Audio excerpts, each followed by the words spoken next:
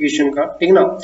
तो इसमें जो हम लोग बात करेंगे, फर्स्ट ऑफ ऑल आप इस चैप्टर में पढ़ने वाले हैं लर्निंग ऑब्जेक्टिव के बारे में पहले हम लोग डिस्कस करते हैं। After after studying this chapter you will be able to first of all state the meaning and need of accounting, and next discuss accounting as a source of information, and next identify the internal and external users of accounting information। यानी कि state of the meaning, पहले हम लोग meaning जानेंगे, उसके बाद उसका need जानेंगे अकाउंटिंग का, और उसके बाद कहता है discuss accounting as a source of information, यानी कि इसका सोर्स ऑफ इंफॉर्मेशन जो भी है अकाउंटिंग का, उनके सोर्स पे हम लोग डिस्कस करेंगे। उसके नेक्स्ट है identify the internal and external users of accounting information. तो इनका जो पहचान करने का जो होता है आंतरिक और बाह्य जितने भी यूजर्स हैं, तो उन पे भी हम लोग इनकी पहचान पे डिस्कस करेंगे। नेक्स्ट आता है explain the objectives of accounting, यानी कि अकाउंटिंग का जो ऑब्जेक्टिव्स है, उद्देश्य है, ऑब्जेक्ट है, एम है, उन पे हम डिस्कस करेंगे आखिर अकाउंटिंग का ऑब्जेक्ट क्या होता है। नेक्स्ट आता है आपका describe the role of accounting, यानी कि रोल ऑफ अकाउंटिंग का रोल क्या है, भूमिका क्या है, उन पे हम लोग डिस्कस करेंगे। नेक्स्ट आता है आपका चैप्टर है explain the basic term use in accounting, यानी कि अकाउंटिंग में जो है, लेखांकन में जो है, इसका बेसिक टर्म क्या क्या यूज होता है, उनके बारे में लोग यहाँ पे पढ़ेंगे। ओके तो आपको हम बता दें यहाँ पे कि मीनिंग ऑफ अकाउंटिंग में हम चलते हैं कि अकॉर्डिंग टू 1941 में जो है the American Institute of Certified Public Accountant, जिसको हम लोग शॉर्टकट में बोलते हैं AICPA, had defined accounting as the art of recording. तो उनके अकॉर्डिंग जो है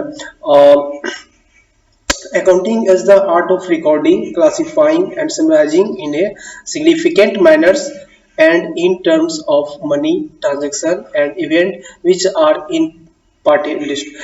इसमें कह रहा है कि अकाउंटिंग एक प्रोसेस है रिकॉर्डिंग करने का, उनके बाद क्या करता है क्लासिफाइंग करता है और इसको समराइजिंग करता है, significant manner and in term of money, जितने भी मनी से रिलेटेड, जितने भी फाइनेंस से रिलेटेड होते हैं उस टर्म की ट्रांजेक्शन को रिकॉर्ड करते हैं। अब यहाँ पे हम बात करते हैं transaction and event which are in part at least of financial character, जो फाइनेंशियल कैरेक्टर का होता है उनको यहाँ पे पार्ट ये किया जाता है। आगे हम लोग देखते हैं इस चार्ट पे, यहाँ पे देख पा रहे हैं आप chart, the accounting process. Accounting process में क्या होता है, ये पहले क्या करता है, इकोनॉमिक इवेंट को रिकॉर्ड करता है। यहाँ पे आप देख पा रहे हैं अकाउंटिंग इवेंट को ये रिकॉर्ड करता है, अकाउंटिंग इवेंट को ये करता है यहाँ पे। और द अकाउंटिंग प्रोसेस में आता है अकाउंटिंग इवेंट को रिकॉर्ड करके ये कम्युनिकेटिंग अकाउंटिंग इंफॉर्मेशन को एनालिसिस करता है। उसके बाद आता है decision makers, internal and external users.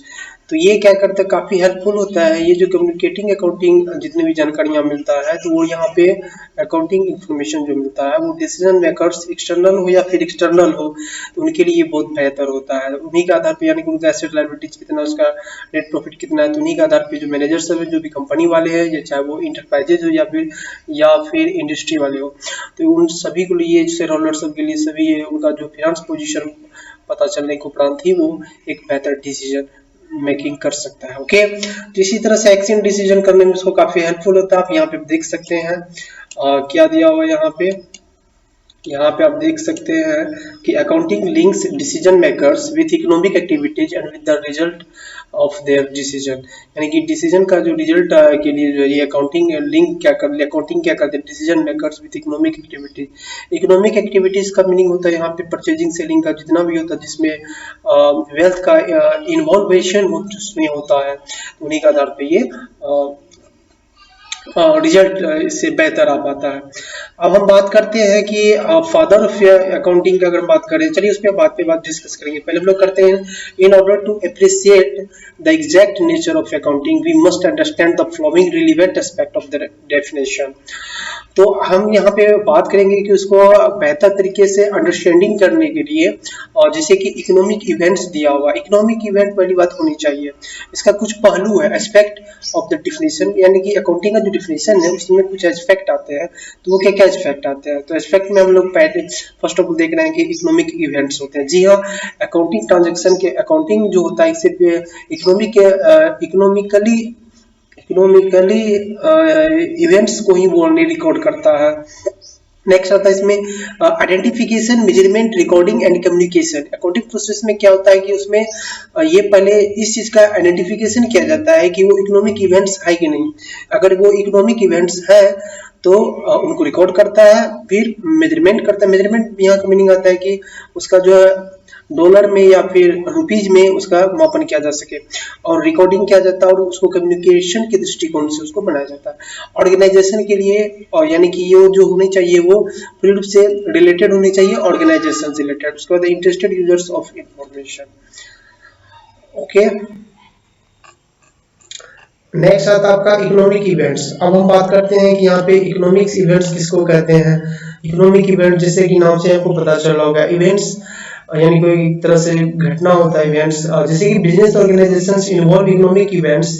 N economic event is known as a happening of the